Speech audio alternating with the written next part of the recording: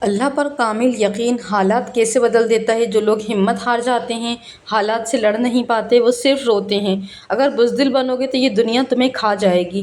یہ یاد رکھنا، تاریخ گواہ ہے کہ بزدل لوگوں کے پیروں تلے رون دیا جاتا ہے۔ زندگی میں آگے بڑھنا چاہتے ہو تو میری ایک بات آپ لوگ ضرور یاد رکھنا، حالات کو اپنا غلام بنا لینا تو تمہاری ہی جیت ہوگی، انسان کی ہی جیت ہوتی ہے۔ اور اگر حالات سے لڑ نہیں پائے تو ہماری ہی تو ہار ہوتی ہے۔ زندگی میں نے بہت سارے ایسے لوگ دیکھے ہیں جو اپنے حالات بدل نہیں پاتے، وہ صرف روتے ہیں اپنی قسمت پر، اپنے حالات پر۔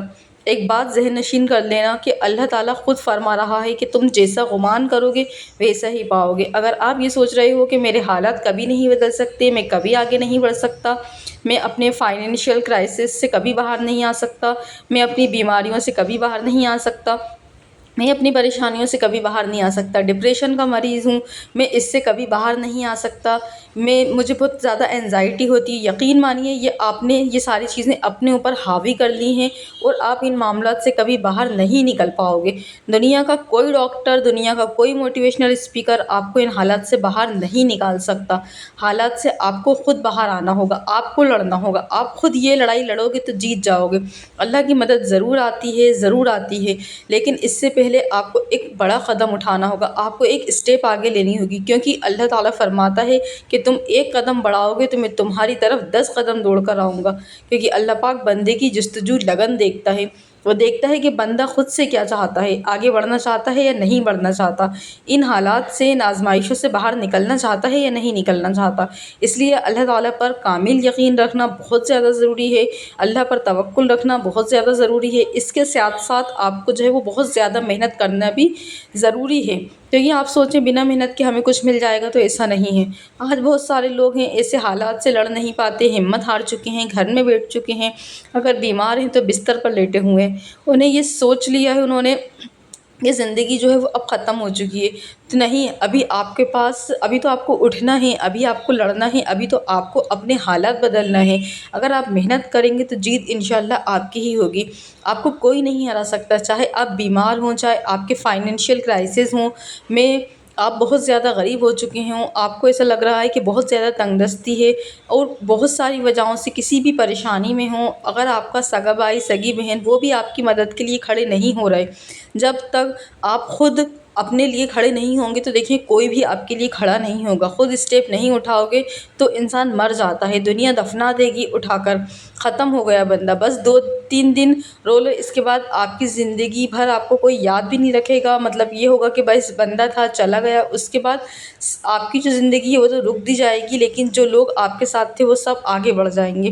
یہ انسان کے لیے دنیا ہے، یہاں سے اولاد بھی چلے جائیں، ماں باپ چلے جائیں، کچھ دن بعد کیا ہوتی ہے، انسان کی زندگی دوبارہ شروع ہو جاتی ہے۔ آپ اپنے آپ کو بچانا چاہتی ہیں تو آپ کو خود لڑنا ہوگا۔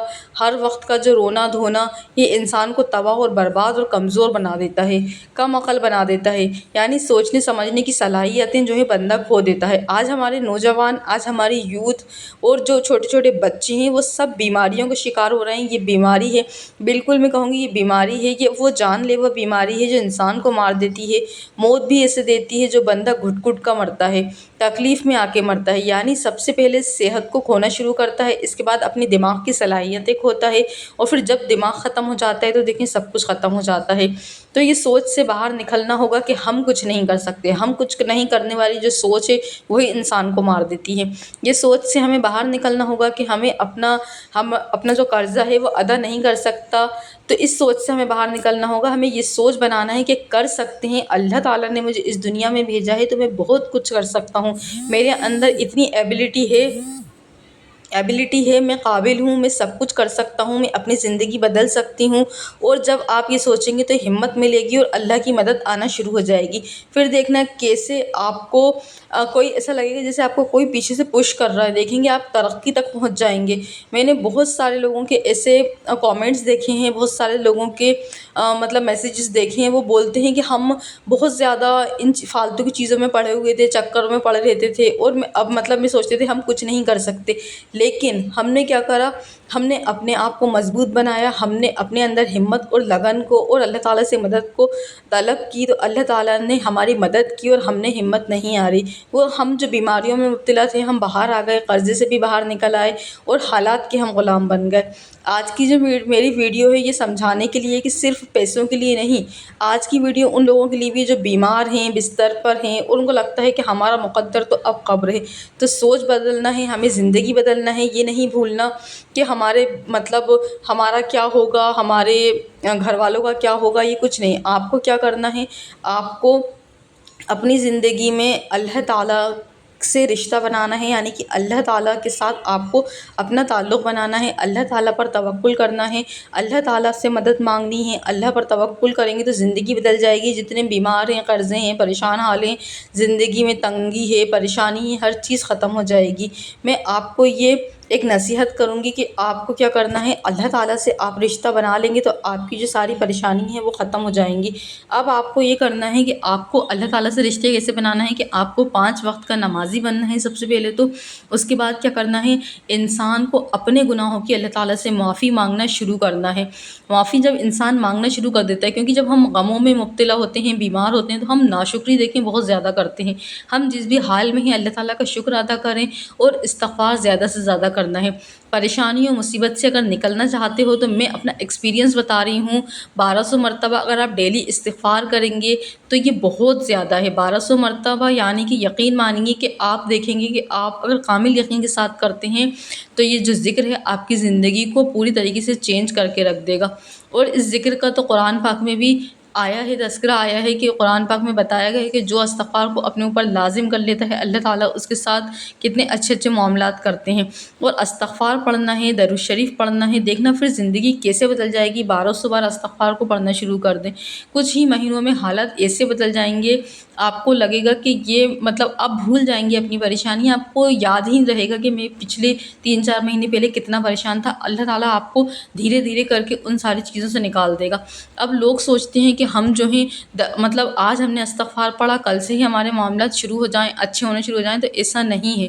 آپ کو کم سے کم 4-5 دن جو ہے وہ استغفار کرنا ہے، دل سے سچی توبہ کرنا ہے۔ پھر اس کے بعد آپ کو یہ دیکھنا ہے کہ آپ کی زندگی کے چھوٹے چھوٹے مسئلے ہیں نا وہ حل ہونا شروع ہو جائیں گے۔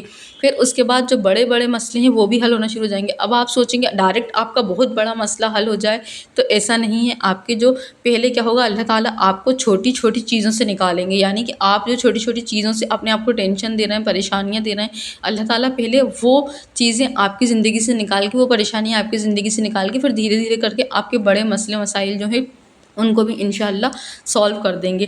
اور آپ کو ایک کام اور کرنا ہے، دیکھیں آپ 1200 بار تو استغفار پڑھ ہی رہے ہیں، لیکن 1200 بار استغفار پڑھنے کے ساتھ ساتھ آپ کو کرنا یہ ہے کہ آپ کو جو ہے صدقہ کرنا ہے، چاہے 2 روپے کا ہی صدقہ کیوں نہ ہو آپ کریں، انشاءاللہ دیکھنا آپ کی جو ساری پریشانی ہے لائف کی وہ ختم ہو جائیں گی۔